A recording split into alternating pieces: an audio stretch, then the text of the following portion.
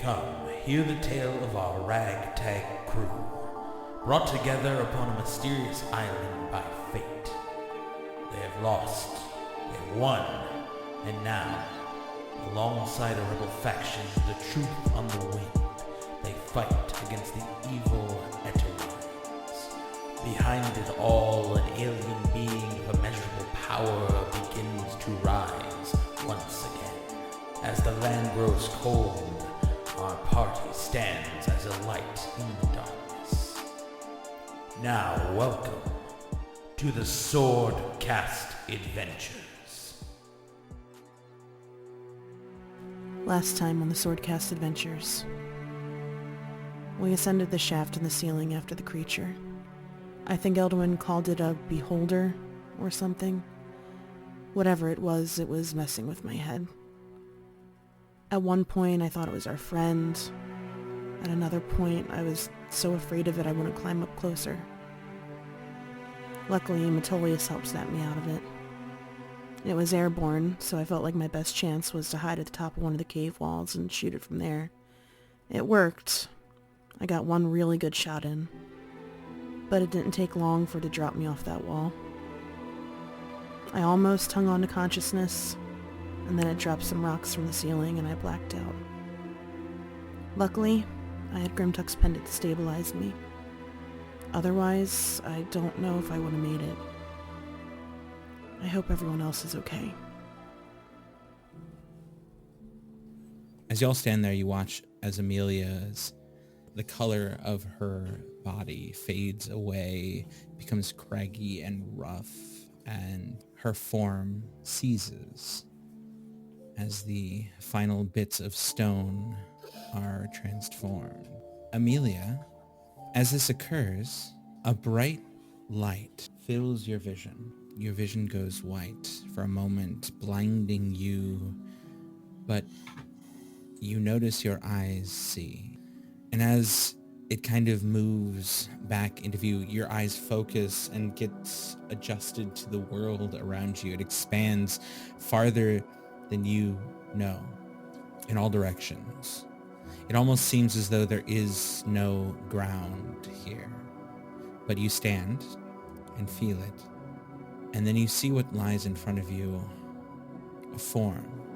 A long, gray-haired, what seems to be older woman, their flesh worn like a tattered canvas, broken up among the eyes. It's hard to tell, you can barely see their features, but brilliant feathers kind of spring off a headdress that drapes down, obscuring most of their form. The feathers go from blue to green to yellow, ending in red, flowing over them like folded wings. For a moment, they say nothing. They stand there as your vision comes to you. Its head tilts up, and it seems as though the headdress almost halos them with light shining off it, their features unable to be seen because the shadows never leave the spaces in between. But you see a mouth, heart, and a voice comes out. A voice almost familiar, but not. Amelia, I have been keeping my eyes upon you. They move forward as though their feet have never touched the ground. They slide as though they push the world below them and behind them. But the space between you shrinks. And now this brilliant visage stands in front of you, almost juxtaposed with the elder skin and the brilliant plumage. I think Amelia's heart would be beating in her chest at the moment. She'd be able to hear it. She would be like, I have felt something watching over me for some time. I have known of times long past, times where you rode next to Zario as they stood aloft the golden mammoth.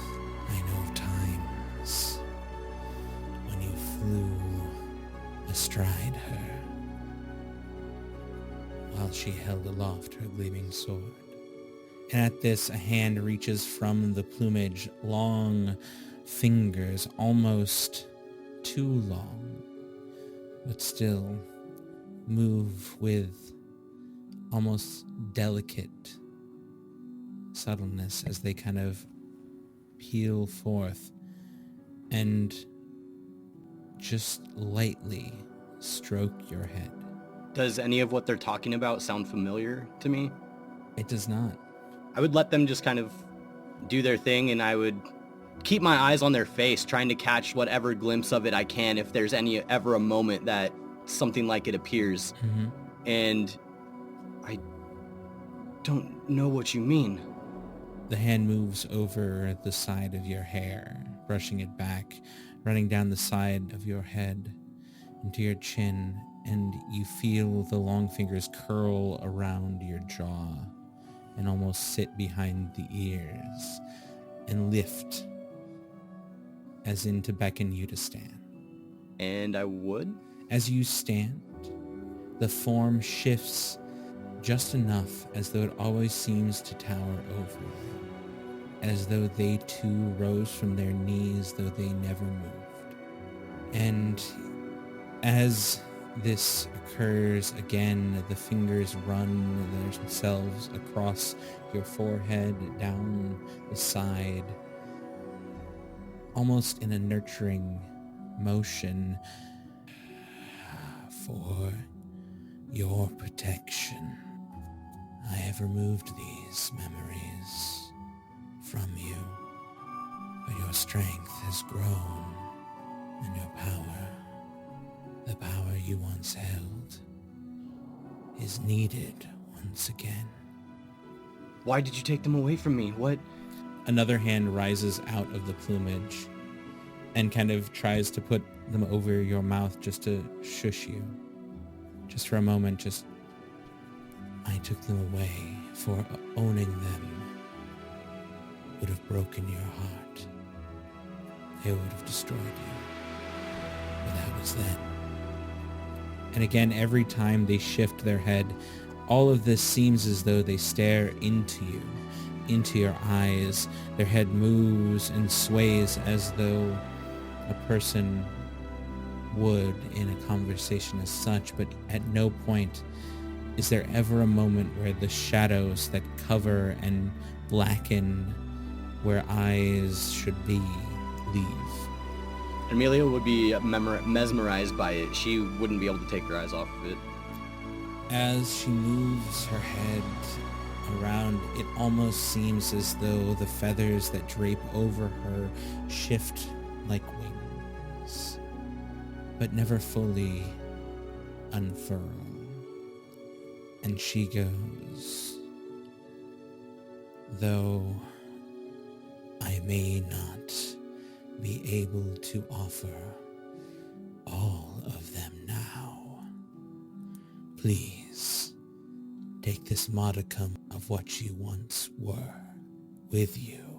And she reaches up and places a thumb right in the dead center of your forehead, and as that happens, your vision burns white, and you lose sight of this form.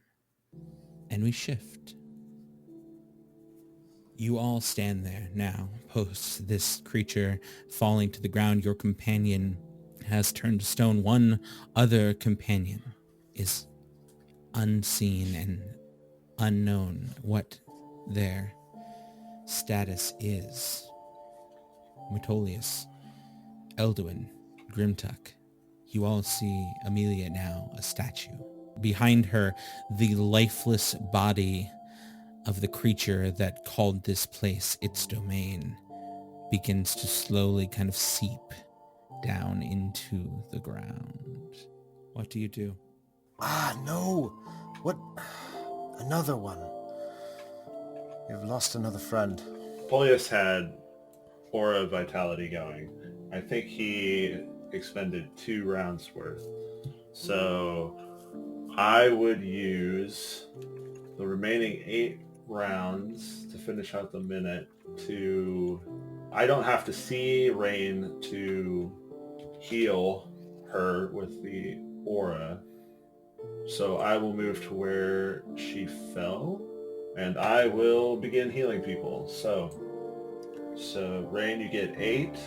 Excellent, thank you. Then you get 3 because I rolled terribly. And then you get another 3 because I keep rolling double ones on 2d6. And then you get 5. Okay. So 8, 3, 3, 5. And then Eldwin, you'll get 7, 5, 5, Damn. and 11. All right. I would peel around the corner and see if I could go check on Rain Rain, while all that's happening. I imagine. I'm probably like Healing. just coming to as you like come around the corner, I'm assuming. I think hacking and coughing as the air kind of Yeah. flows back into your lungs. Yeah, you just see these silvery waves of light sort of like pulse out from Metolius and go out to 30 feet. And as they wash over Rain and Eldwin, they begin to knit wounds and stop the bleeding. Lean down and get on a knee and just say, "Fuck, you fell again. Come on." I'm And good. I'm good. yeah, all right. Let me Yeah. brush some of this. You got blood and hair in your eyes. It's your blood, mostly. I got him good though. I didn't do shit. I think you gotta come see this. I'm gonna hold out my hand and let you help pick you back up. Yep, I get up. Before you Come all on. move, Elduin, Grimtuck, and Rain, and Metolius, what's your passive perception? Not great. 15. Okay. 15. 10. 20. Rain, especially because you were lifted up and just once at the brink of death, you don't see this. But the rest of you, Metolius, as you fill the room with healing light, a glimpse of something to your, well, if you're facing Amelia, your right or west upon the map. Same with you, Elduin, you see this too. Grimtuck, to the north, you see something move and shift inside the crystal. You turn to look, and there stands a rag-covered, almost ivory elf with long white hair. Up here and on the northern part of the map in the crystals? Yep. In the crystals. Oh. For a moment, you see this figure stand there.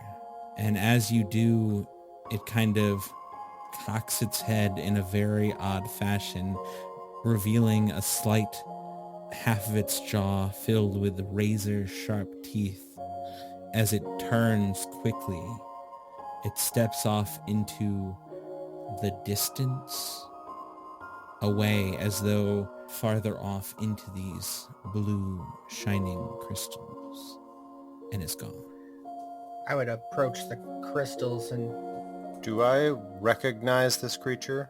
Do I understand, like, what this creature... It looks like an elf, but doesn't seem quite like an elf. I guess it depends on what dreams you've had before.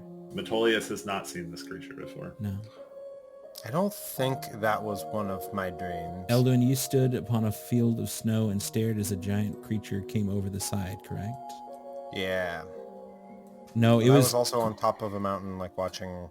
It was Loud Scout that got the dream that led through the cavern. Nope, none of you have seen this thing, Okay. if I'm not mistaken. I felt like there were 2 people who saw the elf form. I don't believe so. I believe it was just Loud Scout. huh. Oh, right, because Rain was the little girl. Yeah. And Grimtuck was the monster. Yes. Mm-hmm. And I stood in a field and saw it from afar off. Yes. Grimtuck was the monster. Own it. Yeah. Grimtuck was the monster inside us all along. So no, you see a sharp-toothed, gaunt, rag-wrapped elf disappear, stand for a moment as though he had been watching for quite some time, and then Did you see that? walk off. Come on. And I'm just going to pick up Rain and just kind of like shake it off and be like, we got to go. And I'm moving back into the room with Amelia. I think Metolius would get Eldwin's attention and say, "Did you see that?" and point to the crystal. I did, but I don't know what it is. It seems like an elf, but not. You saw the guy with the teeth thing? Yes. teeth thing, You yes. saw it too? Over there, to the north. What? How did you see it in the north? I saw it to the west. I don't know. I saw it to the north, right? No, you saw it to the west. You saw it Oh. as you were standing here. You saw it.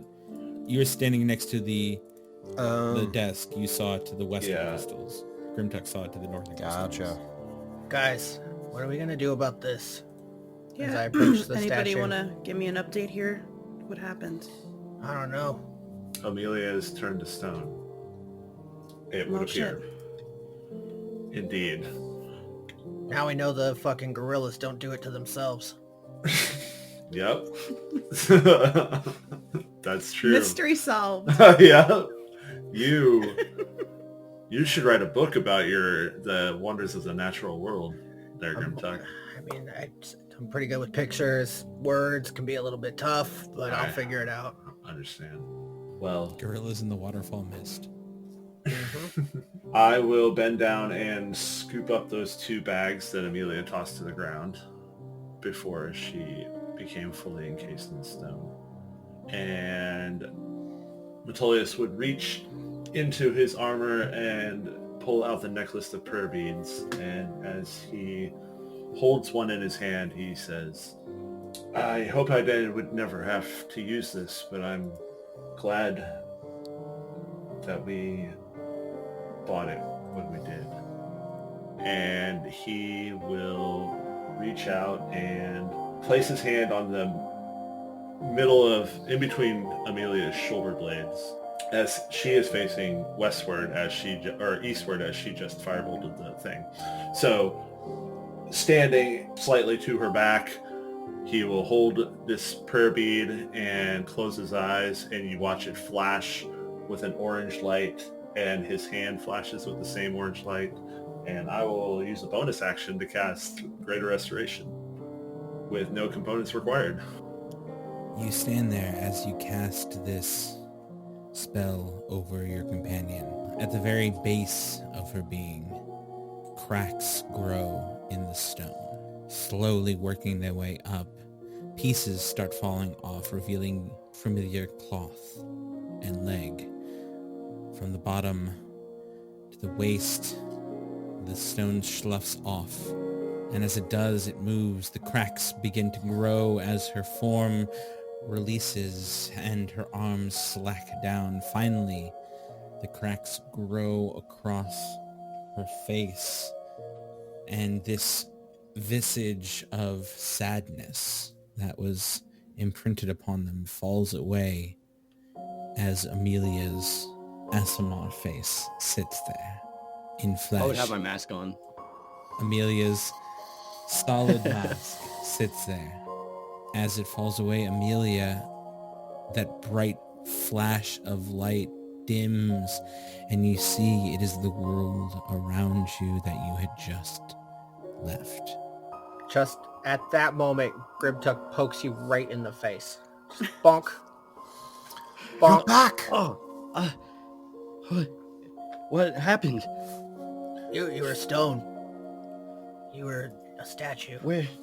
And Amelia, she would take a moment as she's kind of confused about what's happening, especially with what she had just experienced. Yep. And she kind of looks around being like, what? Where was what happened? I don't know, you were here and then you were a statue for like 5 minutes and now you're here again. What do I remember about what I experienced? All of it. And for you, it felt like easily close to, I would say like the whole thing felt like an eternity, but it couldn't have been more than the 5 minutes Grimtuck talked about, and it almost seems like a flash. But you remember it vividly. And Amelia, you guys would see her kind of looking around, if she's as she was looking for something, and she'd be like, "How long has it been?"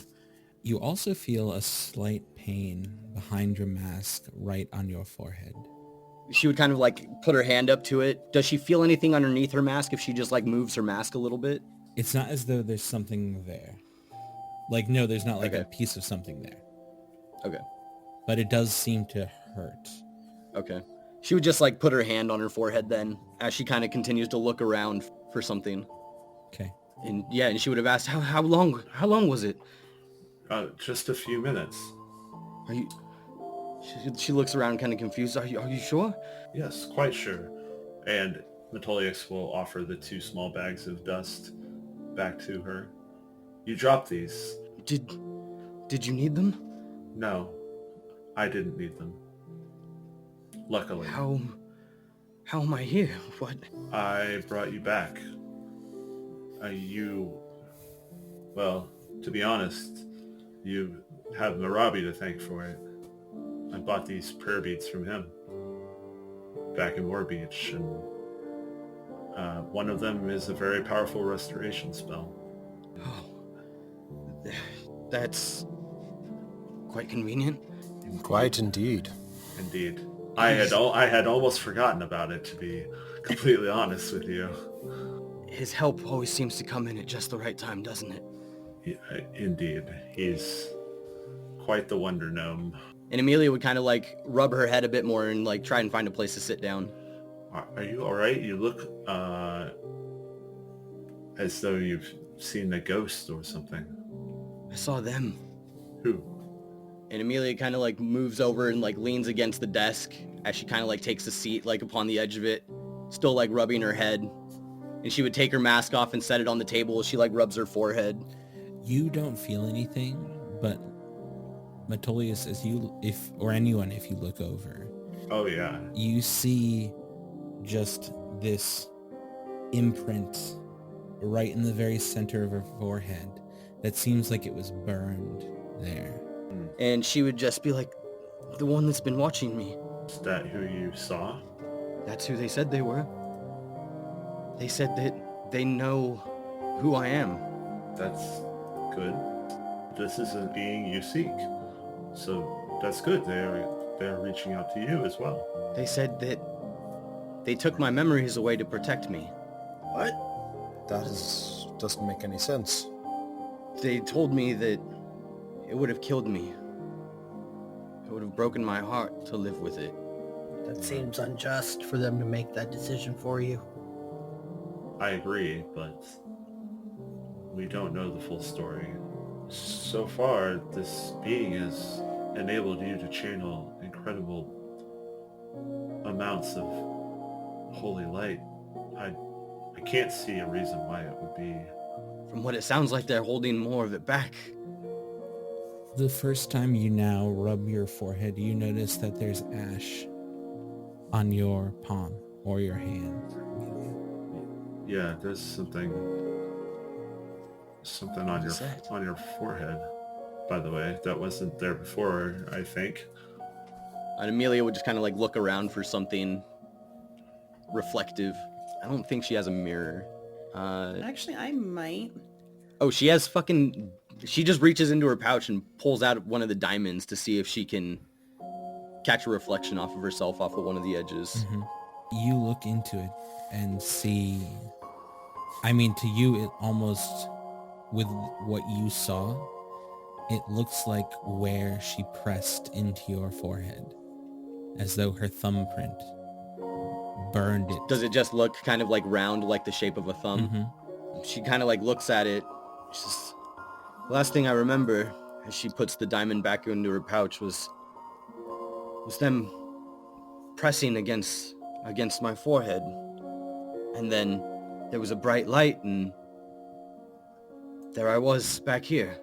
Do you remember anything different that you don't remember before? Maybe? Or... She told me she couldn't tell me everything, but that they could start telling me small bits. And they told me of someone that I used to know, but the name I don't recognize, and what they spoke of, I don't recall as familiar. They spoke of me being companions along the side of someone named Zariel. Supposedly they ride upon a golden mammoth. That sounds badass. Maybe this Zariel's gonna help us out. Does this sound familiar to me in any way? Guess you could roll a religion check. I rolled a 9. Mm. Hold on. I gotta check something. I will use lucky because the beholder is dead. I rolled a 7. I'm not very lucky. No, And I'm not very well versed in whoever's Other religions. Books are for nerds. Yeah. So no, the problem is it's not that you don't maybe hold this knowledge, but as soon as you try to like ponder who this is, you see a flicker coming from the 2 pillars of light. They flicker, their light faltering. And finally, the 2 pillars of light, the one to the west and the one to the south, disappear, leaving pedestals of unlit make. As what seems to be something that was connected possibly to the beholder fades away. At that moment, Amelia would kind of stand up and like look over to the group. Well, I don't know who Zariel is, but that seems important. Perhaps the beholder erected those wards. Yeah. That bow looks fucking badass. Is that a treasure chest down there? Or a chest, DM? It is. Alright. Dibs on the chest. I'm gonna go check that shit out. This bow is made of purple wood, reinforced with burnished copper filigree. The bowstring is golden, as though made of a fine, beautiful hair. Oh, I'm going to walk up to it, and assuming that I don't get any sort of danger vibes, I will pick it up. Okay, you pick it up. It feels much lighter than it looks. In your hands, it feels like almost nothing is there. It sits perfectly, rests in your palm as though it was made for it. Grimtuck goes over to the chest. There is a lot of stuff. Oh, in it? Alright, let's check this out, guys. What does a fucking eyeball monster keep in a chest? Amelia's still sitting at the desk, just... Word. I think Metolius would be by Amelia and just checking in to see if she's alright. Hey, Rain, come check out what an eyeball monster holds on to. What do we even need? He doesn't have fucking hands. He's just a bunch of eyeballs that shoots beams. Like, why? Why do these things always have fucking treasure? Nobody's gonna hang out with these guys. Like, nobody's gonna trade with them. Anyways, let's check this shit out. Right behind you. Like, no one's gonna come here and be like, let me buy that bitch a bow off of you. Like, he can't shoot a bow. He doesn't have fucking face. I got a lot of questions. Anyways, I know. Whatever. It's been a weird day. Let's check this shit out. You open the top of this chest, and you find a plethora of gold, platinum, and I will give distinct amounts as it comes. You find black, beautiful gems, and a few others of all different varieties. You also find what looks to be a large, rolled-up carpet. He had fashion taste. It's weird that he didn't roll it out here, though, but it would make sense to not do it on grass. A very fine-looking sword. A scimitar, specifically. I toss it to Rain and be like, check this shit out. A very fine, light crossbow. Ooh. Hand that right back to Rain. There you go. Thank you. A oddly out of place ball of wrapped iron strips. And I would say compared to everything else, it looks insanely like, kind of not like rusty, but much more, there's less like curve to it. There's less like beauty. It is just wrought iron strips with bolts all wrapped in on themselves. How big is it? I've seen these before. These are for exercising. You like throw them up in the air and then you catch them and you do squats. Like they're hard, man. They're fucking hard. It is 3 inches in diameter, and you actually notice that the iron is almost rusty. It feels like it weighs about a pound. These are the lighter ones. They go heavier. And I'm not going to hate on the eyeball monster's attempt to get some gains. Everybody's got to start somewhere. This makes sense, If I shake it, does it sound like there's anything inside of it? Nope. Can I tell if it's like hollow at all? It doesn't seem to be. Okay. This is weird. I have no idea what this could be, but we should take it with us. Yeah. Are you all right, Amelia? I assume Amelia feels fine. I mean, other than being beat up. Feels pretty fine. She doesn't feel any lingering effects from being petrified. No, I would say, you dust off your clothes every once in a while to remove any bits of stone still left there, but more so the shock of it, not the actual effect itself. And also possibly however you feel about what you saw. Mm-hmm. She would say, I think I'm fine. A little beat up from the fight, but nothing a little rest can't fix. All right. How are you? Is anybody else hurt? Metolius looks kind of beat up, but he's in good spirits, and I took some hits. Yeah, I'm feeling better than I was a second ago, but I'm not feeling great. I figure we could stay here tonight, and we could recuperate and fully take in this place. Yeah. Amelia kind of looks around to these other, like, areas that she hasn't been in, and she's like, are we sure this place is safe? No, but I will check the perimeter. I think it's safer now. Anything that was here was afraid of that thing, and we fucking killed that thing. And you guys see that as Grimtuck starts, like, unfolding the portable hole. Just to start, like, everything that isn't loot, I handed to Rain. Everything that's, like, not gems and coin? Exactly, like money. Okay. Also, I found a bunch more money. I'm gonna put it in I closed the trunk. I'm just gonna put it in the hole for right now. Yeah, we could take the chest with us. Exactly. As I left the whole chest, it just plunk, put it inside the portable hole. Also, I found a fucking carpet. Oh, yeah. What do you think this thing needed a carpet for? There's not even like wooden floors in here. It's It all doesn't grass. seem like it's wrapped around something, does it? Is it like just a carpet? I think the carpet is for ambiance. It really ties the room together. That's kind of what I was thinking. Like, I kind of want to put it on the floor in the portable hole and just be like, oh, look at that. It really brings it together. Just hold your breath and dive in. Yeah, like that way if we got to go in there to get stuff, we could just be like, oh, it's really nice in here. Can't breathe, but it's really nice in here. Possible use could they be getting out of it, keeping it locked up? Right? That's kind of what I'm thinking. There's a bunch of weird shit in here. Like, there's a cool scimitar, there's a cool crossbow, and that makes sense. But, like, there's because they're just cool weapons and stuff. Like, that happens sometimes. But the carpet in this metal ball. And I'll like hold it up for everybody to see. It's just like iron. Amelia would say, just give me a few minutes. And she would reach up and first use her healing healing hands to give herself 12 HP. And then she's going to sit down just in front of the desk where she's at, and she is going to begin her ritual for Detect Magic. That's good. Metolius will rifle through this desk full of papers.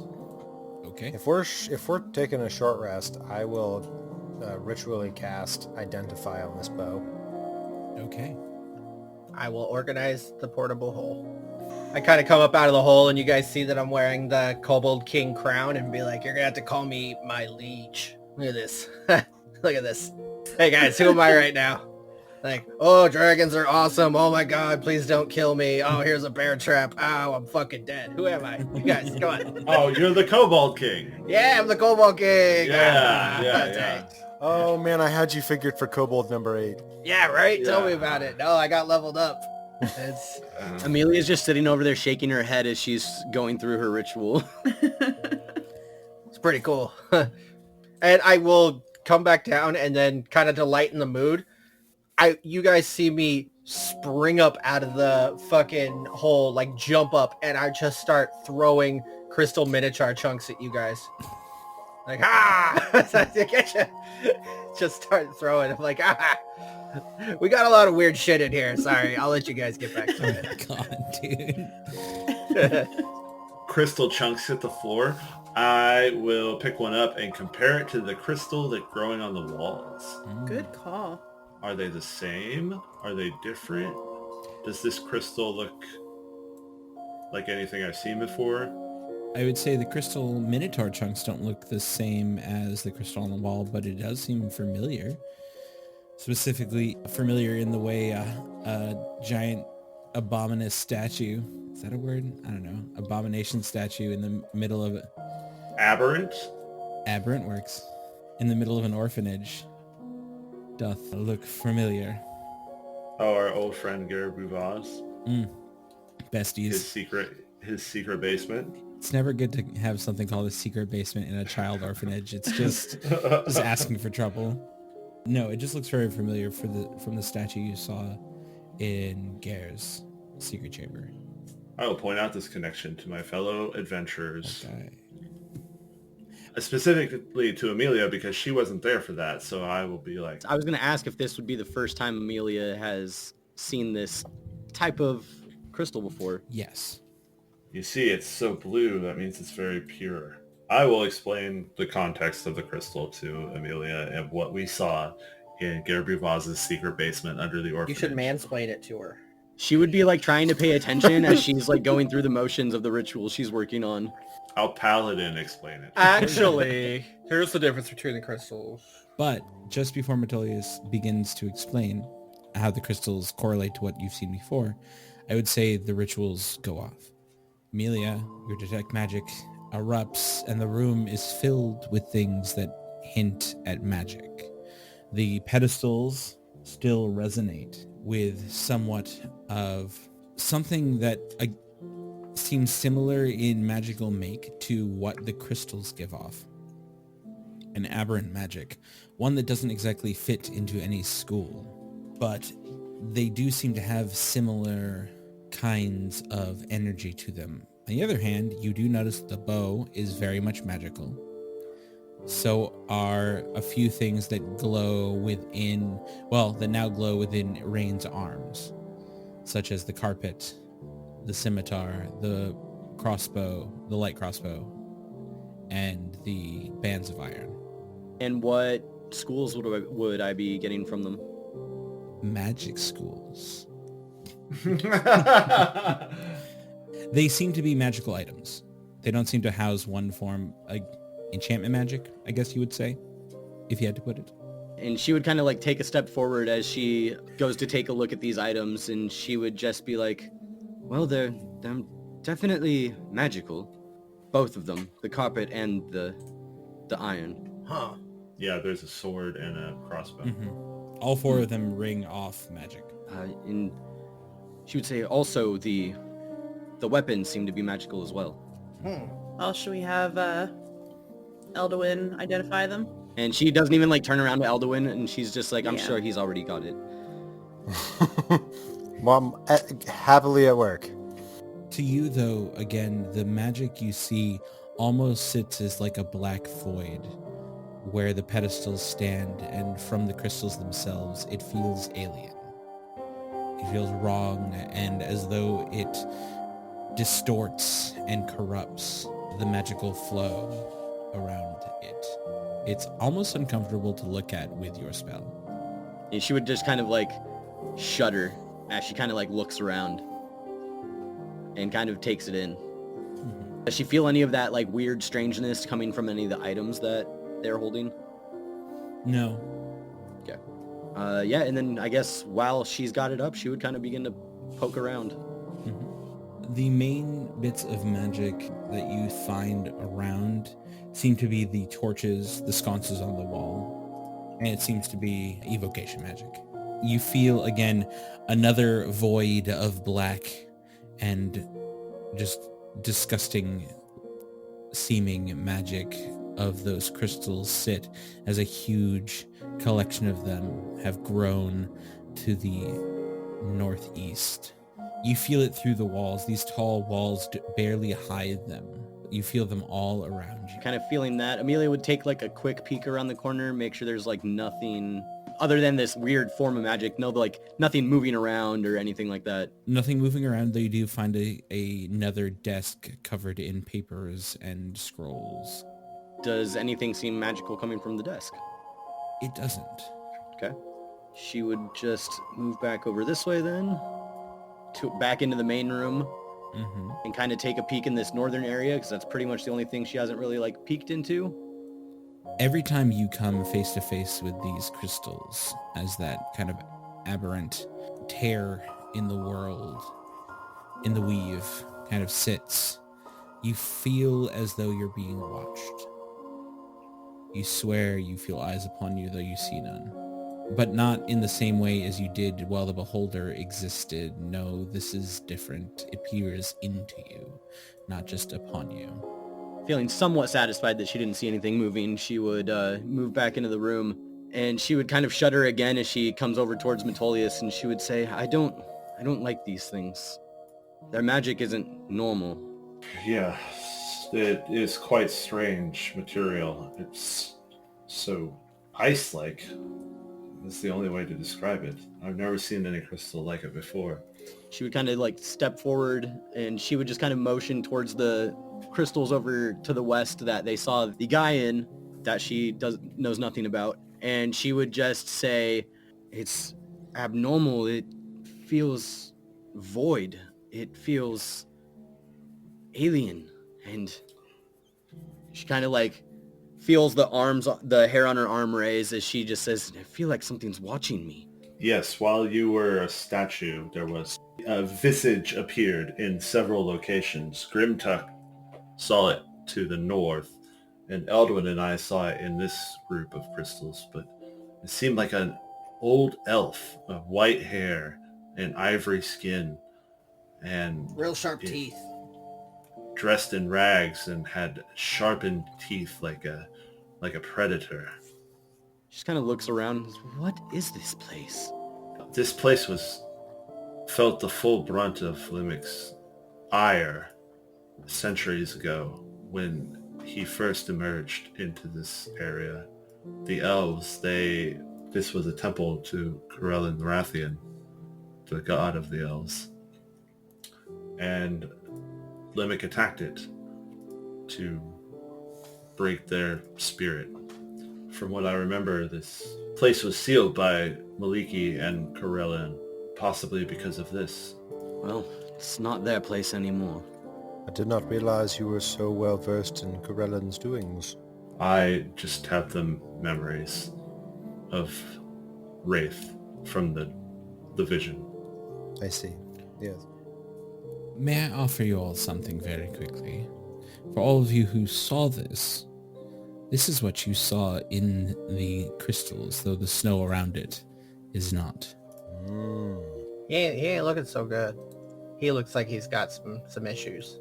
As Amelia was taking her patrol, I would have been looking through the desk, but at this time, some people will know what some magic items do. That's true. Eldwin, would you like to read off? I would love to. Please. So this bow has actually been blessed by the Corellin Larathian, first of the elves. The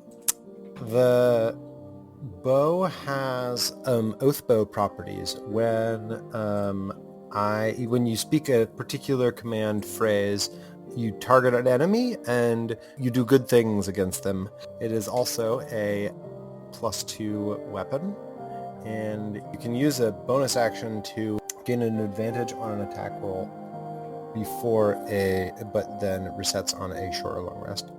And I get to reroll ones on the damage dice. That is what this sweet, sweet bow is. It's also it base is a longbow. Looks like a longbow. Smells like a longbow. There were other items that I was identifying as well. It's true. You find that the carpet is a carpet of flying. Ooh.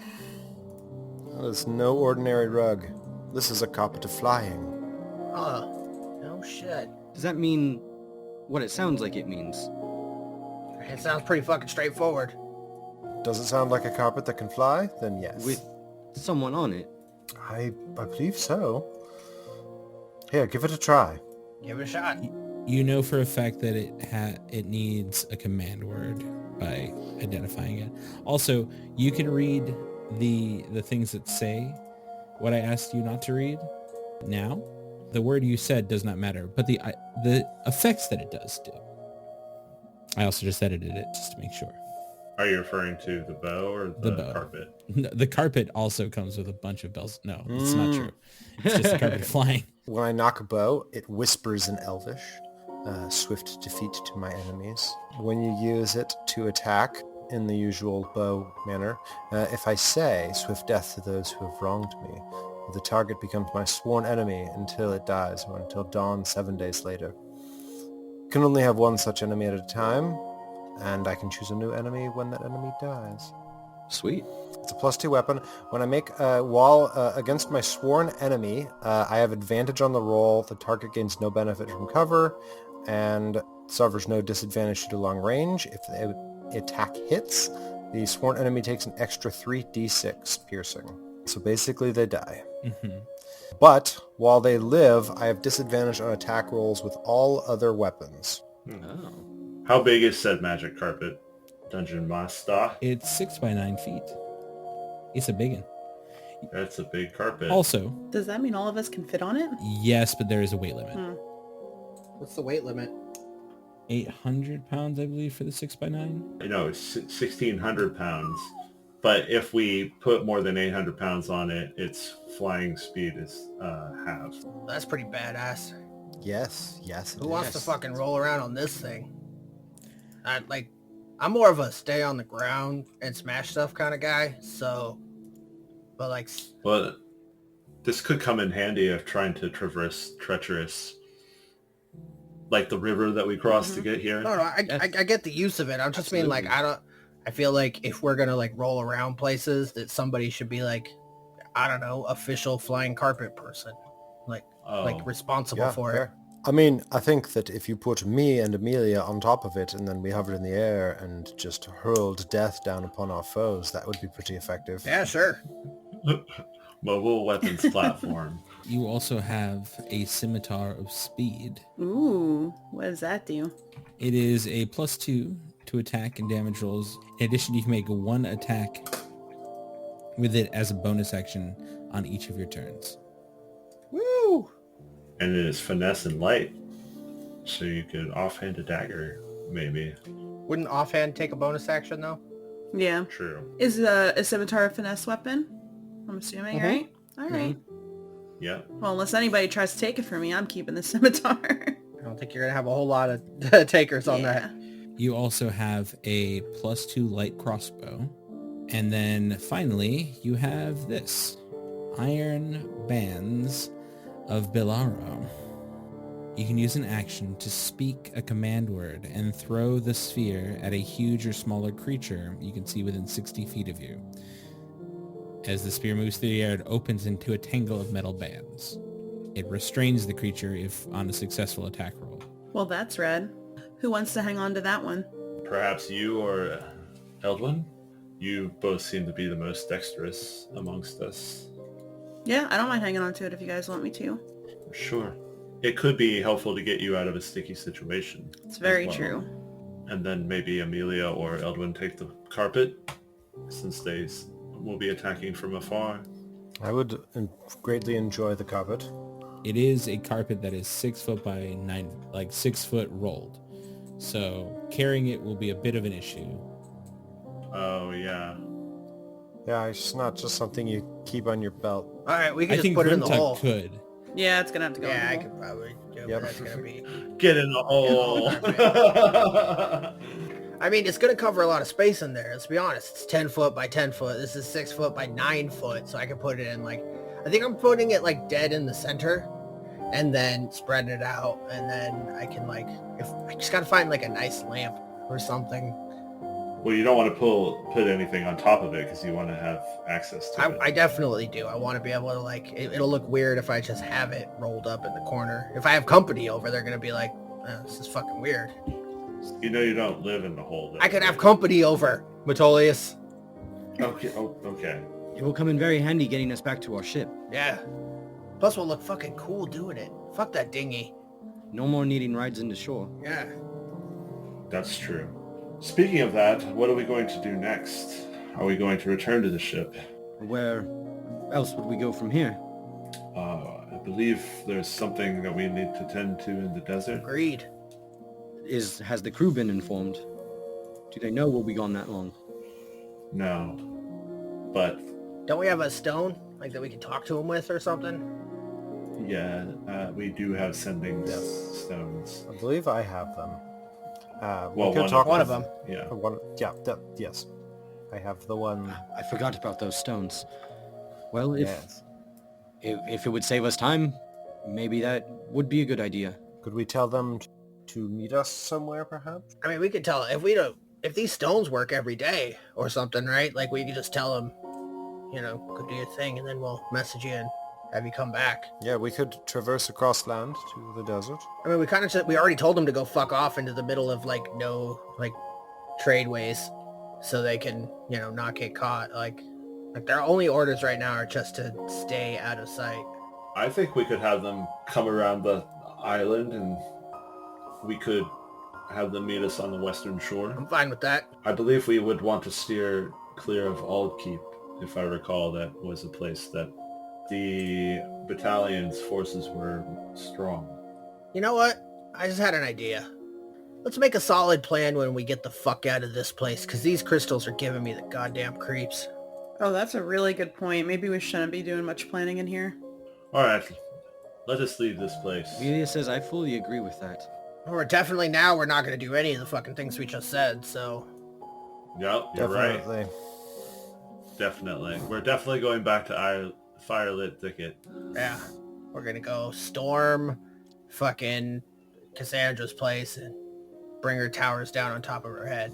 Maybe we'll see what's going on in Falconport. Let's get on this fucking carpet and see how it works. Yes, that should make things easier to get out of here.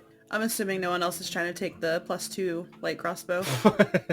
I don't think you even need to That's ask. all you. I almost didn't, but I figured I might as well make sure. You drop this. Pick up a small piece of paper that says property of Rain. I think I should use the light crossbow. It's just more my Yeah. style. Here, hold this Okay, fucking here, maul. have my old one. Yeah. Yeah. Here, hold this maul, Rain. See how that works. I just fall over. Bonk. It's pretty on brand. Classic Rain. All right, so how do I make this carpet move? As I unroll it. Do we gain the command word when Elwyn identifies it? Elduin learned of a command word and was able to kind of figure it out that the command word is rise. It just happened to be in a tongue you did not understand, though you feel like it would work even in whatever tongue you use. All right. Arise, carpet. Arise. Arise, chicken, arise. Do you tell us this, Elduin? Yes, of course. Okay. He keeps it just to himself. I unroll it, and I'm just going to be like, all right, rise, ascend. Huh. Go, do the thing. What's our total weight right now?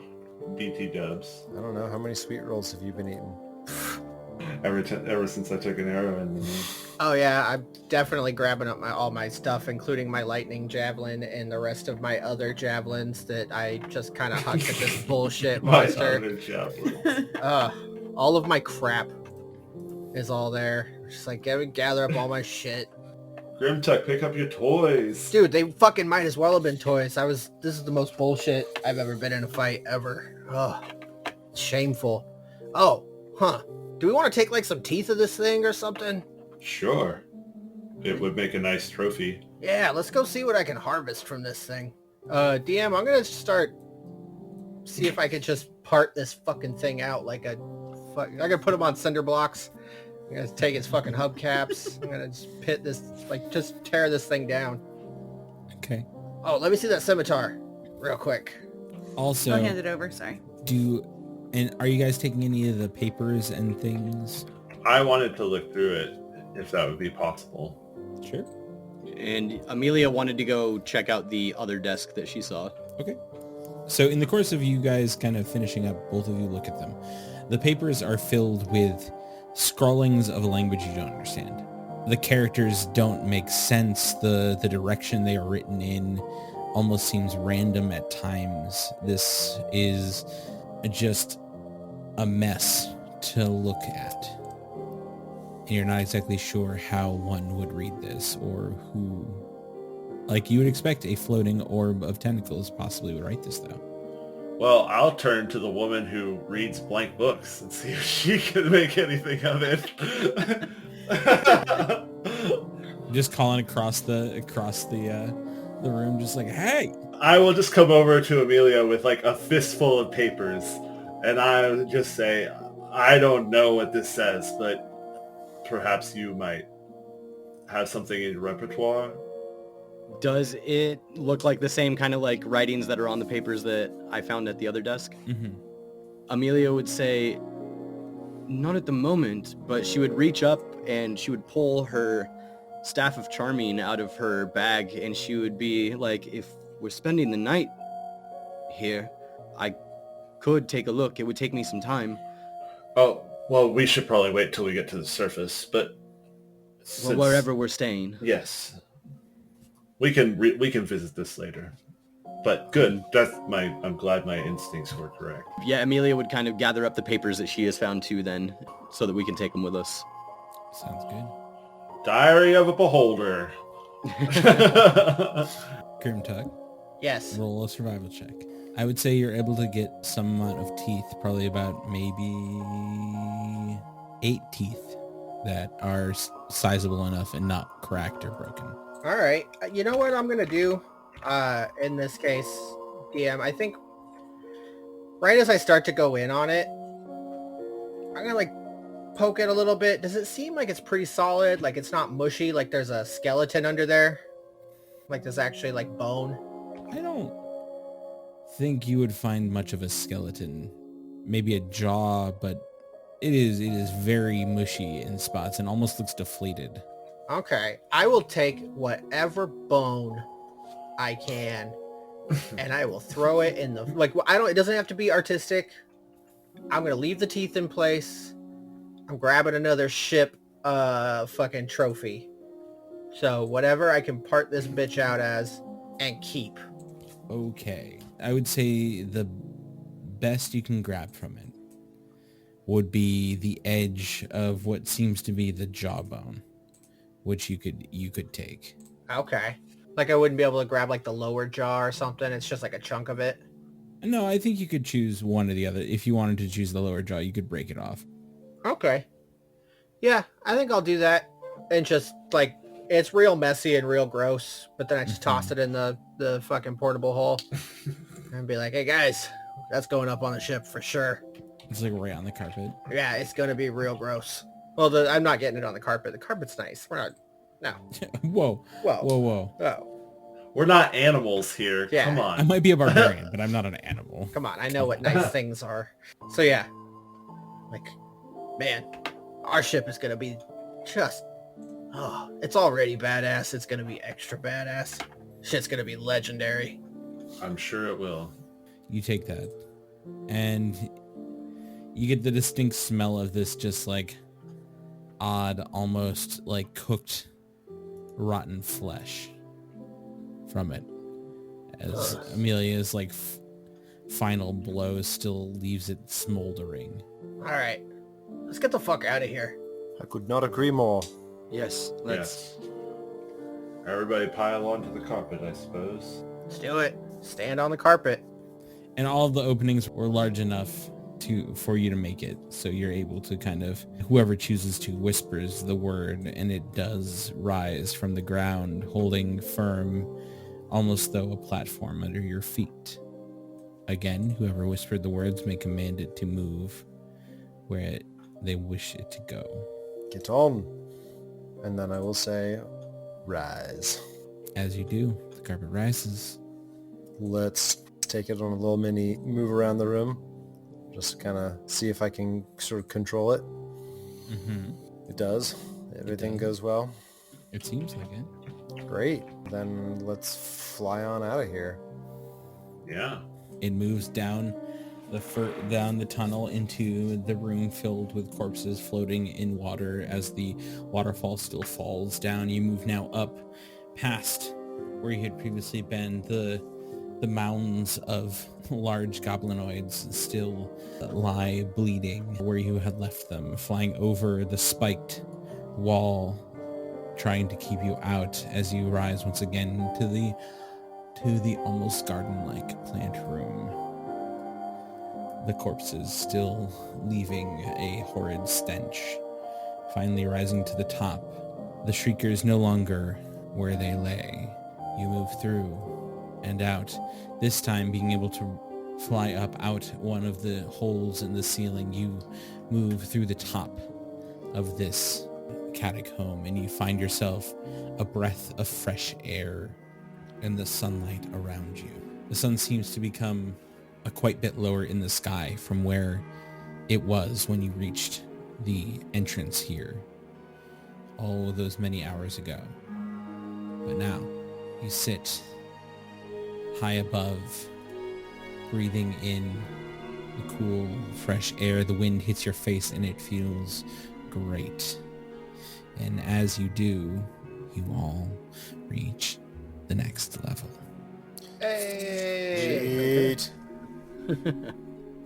Awesome. Do we want to make camp here above the ruins and then move on tomorrow? Yeah, I think we need to rest. Like, we're fucking... I'm not super I at least tired. need to rest for a bit before we begin our trek back. Yeah. Yeah. That'll give us time to contact the ship and tell them what we're going to do. And Metolius would start to gather firewood. Okay. You land, I'm guessing near the entrance, though not within it. No, we would definitely be outside. Yeah, but you're still on this kind of peninsula area within the trees, correct? I think, unless someone thinks we should move further. Ah, this is great. Barely. Okay, roll a survival check with advantage. Natural 20 for a 25. You find firewood. But like a good set of firewood. Like really good. Awesome. I'm so good at finding firewood. Already dry, ready to just fucking light on fire. It's Yeah. asking you. Yeah, the fire It builds speaks itself. to you. Yeah. Yeah, got it. What do the rest of you do while Metolius searches for the firewood? Take off my boots and relax. I'm gonna say a silent prayer to the bear spirit for keeping me alive yet again. Amelia would ask anybody in the group if they are injured. I have taken some wounds, yes. Yeah, I'm still not Same. feeling great. I'm good. She would say, I don't have much to offer at the moment, but I'll be able to do more in a while. And after I get some rest. And she would use her healing light to give each of you some healing. So let's go Rain first. So Rain, you get 9 HP back. Excellent, thank you. Elduin, you get 6. Sweet. And Metolius, you get 11. Nice, thank you. And Amelia just looks completely wiped after that, and she is going to find a place to sit down and relax. And she, as she does that, she is going to drop her attunement on the Rod of the Pact Keeper. And she is going to begin attuning to the Staff of Charming. Okay. And the rest of you? Do I need to attune to this bow? You do. Yes. I would say you probably do. I will attune to it. It's in the description. Yeah, I need to attune to the scimitar as well, but I have no slots. So I'm kind of considering my options there. I'm assuming that if I have attuned to something once and then I unattune to it, I would have to spend the time again to reattune to Yep. it, right? I can't like switch That out would items defeat out. the point. Okay. Yeah. I will also do some hunting in addition to firewood gathering. Oh god. I probably would join you on that. All right. I would welcome Grimtuck's company. Word.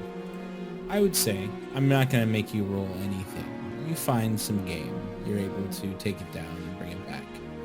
And you all gather kind of around the campsite as you do.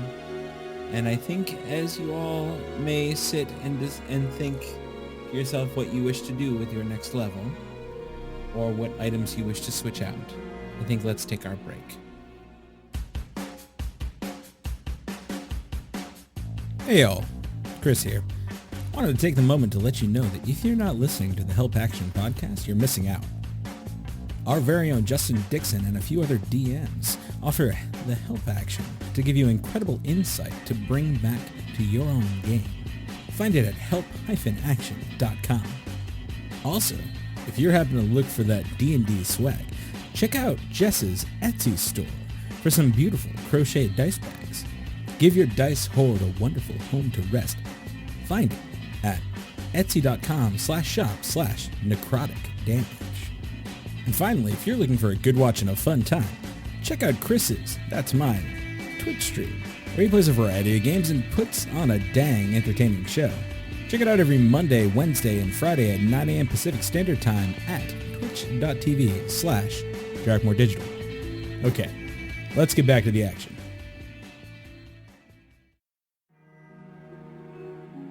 So, now, question.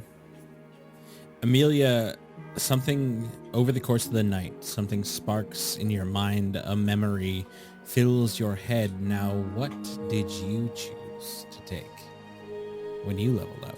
I ended up going with Crown of Stars because it was the one that makes the most sense. Not a whole lot of options for me. No worries. But again, a halo-like ring around your being said, and as you do, you see more pages appear in your book, and that same spot burns once again for a moment as this new spell reveals itself to you. Sweet. If she sees this appear in her book, she would just sit down and kind of take a second to go over it, but then try to get back to working on attuning to the item that she's working on. Sure. It would almost not even be that you see it appear in the book and you're like trying to learn how to do it. You see it appear in the book and there's just a connection to it. You know what this is. It feels as though it flowed through you onto the page. And then now you go into attuning. Sweet. I would say as you sit outside the verdant catacombs, does anyone wish to do anything before, as you're all attuning, as you're getting ready for bed? Would you all like to have watches? Watches for sure. Oh, most I definitely. think Grimtuck would take the first watch just because I'm the least fucked up. Okay. Metolius will take second watch. I can take third. Amelia will take fourth. I'm going to be up anyways, so...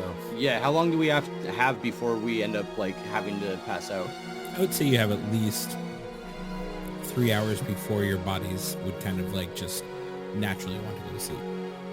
Okay, that should be perfect. So Amelia would spend that first hour attuning to the Staff of Charming. And then once she's done with that, she would use it to cast Comprehend Languages on herself, and she would begin to go through these pages that her and Metolius brought out of the catacombs and see if she can glean anything from it. It almost feels like it takes a moment, which makes no sense. This spell should, while touching this page, you should be able to understand, but it seems like it hesitates. But a mere moment until you see these words coalesce into something more manageable. A mad scrawling of a creature's mind that you cannot hope to fully comprehend. Ravings of the small insect that wishes to destroy it, to its supplicants that bring it fineries as it knows itself to be like a god, to an odd elf that seems to talk to it, whisper things to it through the crystals that grow high in its lair, speak tales of travelers to come. It questions why it would tell such things as though to scare it, though it is not scared of these creatures, for it knows it is too powerful for such things. It tells of the elf whispering once again, and then final words wrote upon the page. You see them talk of seeing creatures that the elf itself had discussed entering its land, and a slight bit of worry seems to ebb upon the page itself as it discusses what seems to be plans, how to destroy these invaders. But I mean, by the small amount of pages you gathered, which is pretty much the top layers of paper, it seems to be ramblings of a mad creature. And how long does it take for Amelia to kind of get all that information? I mean, unless you brought like, I guess it depends on how much you would have taken. I mean, I would kind of like skim through it if it just seems like ramblings, and then if I would have caught anything about like him seeing the elf and the crystals or anything like that, I would have immediately like begin to pour through it meticulously. Okay. I would say those are the parts you find. You catch, other than that, I mean, it talks of, it also brings up the word invader against what seems to be a mouse that has run across the ground within its home. Okay. But you pick out certain things. You learn that it seems to have talked to whatever this elf that Grimtuck, Metolius, and Elduin had seen. That it may not have been just a one-time occurrence. That there may have been some connection. I would take whatever time it took to figure that out, and Amelia would kind of call out to everybody, and she'd be like, I think I have something out of this. It's hard to put together. What is it? These papers that we found on the desk, they're most of them ramblings. That don't make sense. The creature was obviously mad, as we could tell, but he speaks of seeing a figure in the crystals as well that spoke to him. They would have conversations, and on more than one occasion. And it seems that supposedly this figure in the crystals was what warned him of people coming for him. Sorry, that's what warned the beholder, or? Mm-hmm.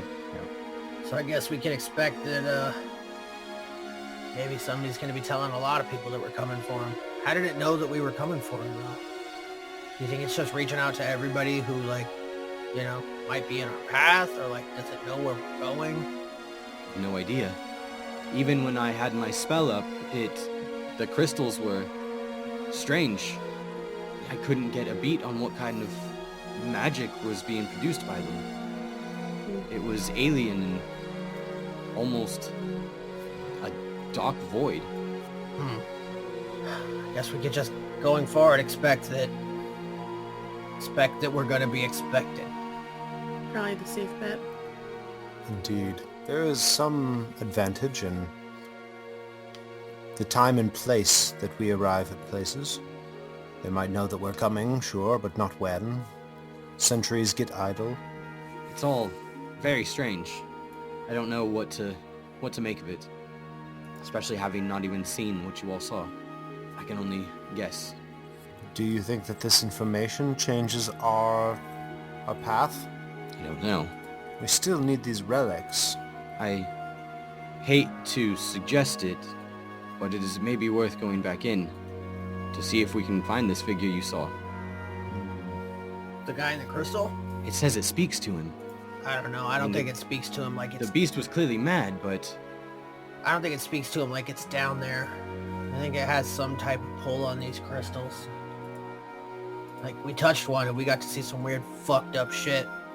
I think maybe, like, this guy's like, I don't know, can like speak through them. I don't think we're gonna find him if we go down there. Seems like we would be grasping at shadows. We have no idea if this thing would even help us, were we to be able to find it. I certainly don't wish to touch those crystals again. Yeah. I do not like what I felt coming from the other side. It chills me to the core. It is not a good feeling it puts off, but how could it possibly know of us? We don't even know who it is. Exactly. It's possible it could be some servant of the Edelwines or Father Limmick, or both. It looked horrible, wretched, though. So, who's to know? Perhaps as we advance our goals, this person will make themselves known to us. It's worth a shot, but I wouldn't want to give them more information than we already have, potentially. I guess that's fair. If the elf can listen through the stones, then best to keep clear of them. That way they know less about what we plan to do. What if we went in as someone else?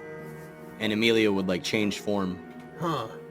I think it would think it's weird that Like, who else would be going down there after we killed its fucking eyeball monster, you know? Anybody that he trusts would probably be communicating him through other ways, you know? That's true. Amelia would change back to herself. It's just a thought. Oh, I'm all for it. Trying to make sense of everything. She would kind of trail off. I think we should move on. I don't want to involve myself with it or speak to it or whatever any of these things are. I just want to kill them. All right, then. Tomorrow we will head south Yep. to the desert. Yes. Do you want to try to cut through the mountains? Yeah, I think that's the best bet. I think between Grimtuck and myself, it should not be an issue to find the path. No. We can also fly if we I need was to. going to suggest, could we maybe use the carpet to just go right down the river? Yes. Between the mountains. Though, rivers are notorious for attracting attention. If we have a means of... Well, it's almost like if you had a boat that could travel in the air. We could avoid more eyeballs if we... A boat that travels in the air? What nonsense. Avoid eyeballs. We just avoided the eyeballs by killing the eyeballs.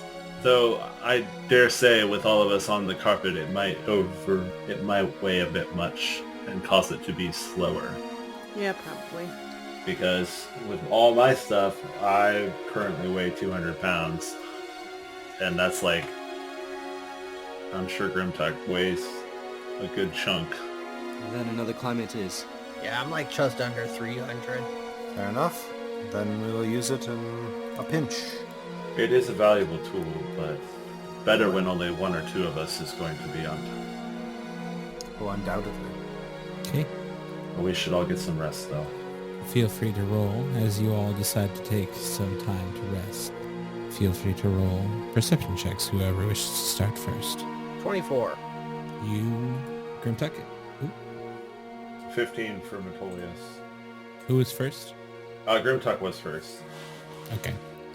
So 24, Grimtuck, as you sit there kind of watching out along the area, there doesn't seem to be anything occurring, though you find that the sound of crickets can be heard as you seemingly see that life returns to this area. You notice no more of those same odd, slick trees either. You feel the sense of normalcy grows here. But Nice. your time is over. Squirrels are going to be hyped. Mhm. What's up, squirrel bros? Give me your spots back. Cool. Go ahead and wake up whomever is next. Who was it next one? Metolius, I believe. How tight. Well, go and kick your boot. Hey, you're up. I wake up and I take my position and I sort of scan the area, sort of sit with my arms crossed on top of my shield as sort of a prop. And when I wasn't doing that, I would be practicing on my lute a little bit. Some quiet picking. But yeah, I rolled a 15 for my perception check. Word, as you do, a howl goes out across the area as the moon rises high above, but a peaceful and calm evening has fallen over you. So, who's next? I think that would be me. I think Eldwin would also be stirring about that point, but Totally. Metolius would definitely get Rain awake. And Rain rolls an 18 on perception. 18? Mm-hmm. By no means do you find that anything out of the ordinary occurs, though a light rain kind of flows over. It feels good. The almost humidness of the catacombs below, filled with so many bodies, is washed away. And a cool, cleansing nature seems to flow over you as you sit on watch. That is all for you, my dear. And then I wake up Amelia, I think, right? Well, Well, sure. you would approach her. She's Yeah, fair. Still doesn't sleep. True. Yeah, we haven't questioned it. Don't worry about it. You don't need to. We're not worried about it. Well, if we were worried about it, don't you think we would have questioned it by You just now? don't. You just pay her no mind until it's her time to. Yeah, our creepy insomniac party member. You don't bring it up. You don't talk about. You just don't talk to Yeah. her for like the first 6 hours of watch. Yeah. I think Rain at this point has probably assumed that Amelia doesn't remember why she doesn't sleep. That's fair. Ooh. Yeah. So when Amelia had finished having the conversation with everybody earlier, she would have put the pages and the staff away, and she would have dropped her attunement on that, and she would have started working on getting her attunement to her Rod of the Packkeeper bag. She would then, once she finishes tuning to that and getting that back, she would pull out her book and do the usual thing. She would post up somewhere comfortable and begin to read her book and focus on this new thing that has appeared to her as her Mystic Arcanum has shown up. And she would also, at some point through the evening, also there would be a moment where she kind of seems to get really excited again, all over again, as she discovers another spell that appears as she learns an additional spell. Ooh. Nice. What spell? You'll see. Okay. You'll see. I know that. And I got a 7 for my perception check. Amelia was definitely way into what she was reading. That's fine. She was very focused on learning these new bits of arcane knowledge. Nothing seems to occur on your end from this. But as you sit there, the heat and burning flash, you remember it for a moment, and it almost hurts. But as you do this, it feels like a weight, a pressure has been removed. And now a pure calm is allowed to flow over you for just a moment as these memories flow through and the spells flow onto the page. Again, a similar occurrence happens where it almost feels as though you know what is appearing before it does. And 2 hours later, with whatever spells your secrets keep, day arrives and everyone begins to wake up. All right. Metolius would like to do something before we leave the area to head south. Oh, and I'm definitely doing something too, DM. So I'll wait though, Metolius. As the rest finishes, everybody gets 11 temp HP. Hey, Nice. Take it. fucking Deal. take it. Deal. Also, I just realized that I get 7 sneak attack dice now. Ooh. Who would like to go first as you all begin to pack up? I'll go ahead and just let you know, DM, I will... When I wake up in the morning, I am going to, knowing that we are traveling not by boat, but by foot, I am going to focus all of my natural energies and thoughts towards all of my various animalistic pantheons that I both follow and love and respect. And for the day, I will evoke the power of the elk instead of the eagle, Word? which would allow us to our travel pace to effectively be doubled for the entire group. Nice. Hell yeah. You sit there, and as you you take a moment to meditate in the morning on this. You sit there as the fire dies, and you look across the river that runs wild next to you. And for a moment, you swear you see a tall, slender, horned elk dip in and out of the forest on the other side. It's out of sight quickly, but there is a recognition between you and it. And you feel spry. Well, I'm not going to tell the team that we're going to be hauling ass. I'm just going to let them find out, oh, we're making really good time. Metolius, what did you want to do before you left?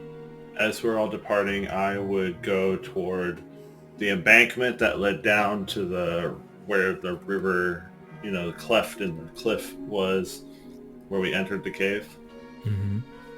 and I would like to raise my axe into the sky, and I will beseech the Lady of the Forest to seal off the catacomb so that none may use it for evil, and to seal the scars of Father Limerick within so that no one can have access to it. And yeah, that is what I beseech of the Lady of the Forest.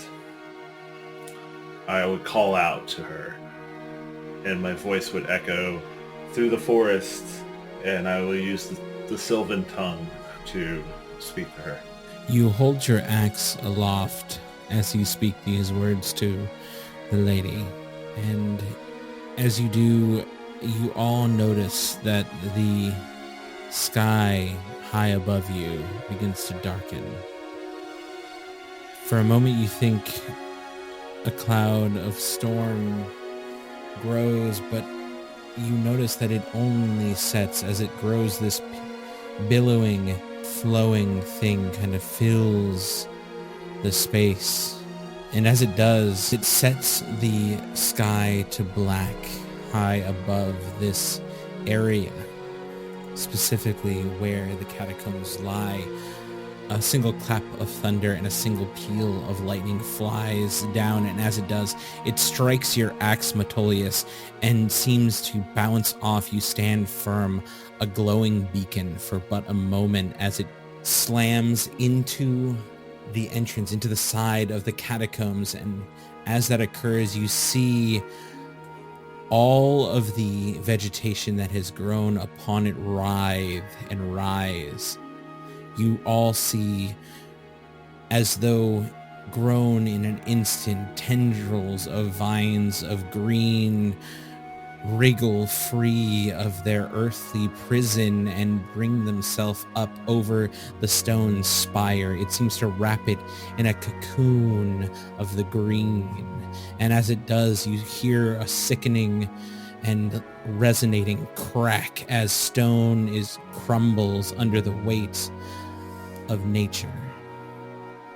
As it does, the spire itself snaps and is drawn down, the edges now rounded by their living tendrils, drug below. As you stand there, Metolius, in front of this, you all see what was left of the catacombs still above the ground sink and be drugged below into a prison too far down for any natural or normal means to find.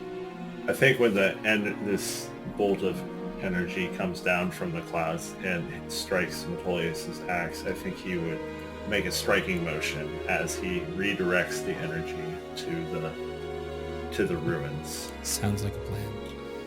As you strike the ruins, or strike towards them, this all occurs. Moments later, this happens in almost a blink of an eye, but the sound becomes almost deafening until finally now sits a roiling patch of ground that looks as though just a field of moss that would have been there for generations rests like a soft carpet where once stood a grand catacombs.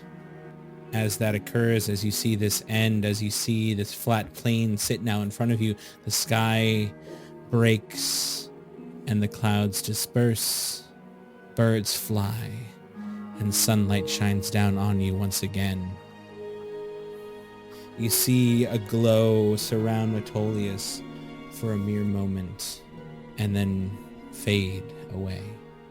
I will turn back to the group and say, "It is done. We should leave this place." Yep.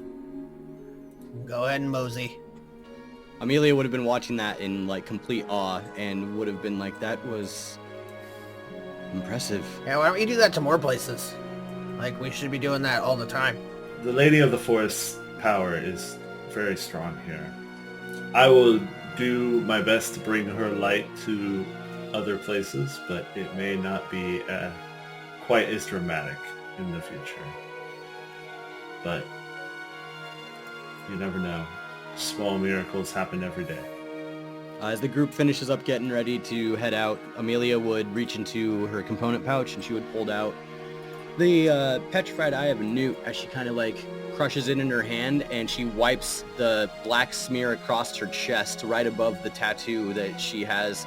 And she would hold out her hand as she summons the dust staff and takes the hand that she had spread the goo on her chest with and grips the dust staff with it as she stores a casting of hex inside of it for the day. And then the black disappears from her. Sounds like a plan. And then she would be ready to go. As you all ready yourselves and begin to march your way down towards the south, towards the desert, I think that's where we'll call it, and we'll pick it up here. Heyo, Chris here again. Just wanted to say thank you so much for listening to the podcast. If you want to keep up to date with us, check out our socials on Instagram, Twitter, and Facebook at /theswordcast. If you like what you heard and want to help us keep the lights on, check out our Patreon at patreon.com/theswordcast, where for $5 a month you can hear Matt or Metolius run a few of us through the deadly halls of the Tomb of Annihilation. Thank you all again, and don't worry, you'll be hearing from us soon. Bye-bye.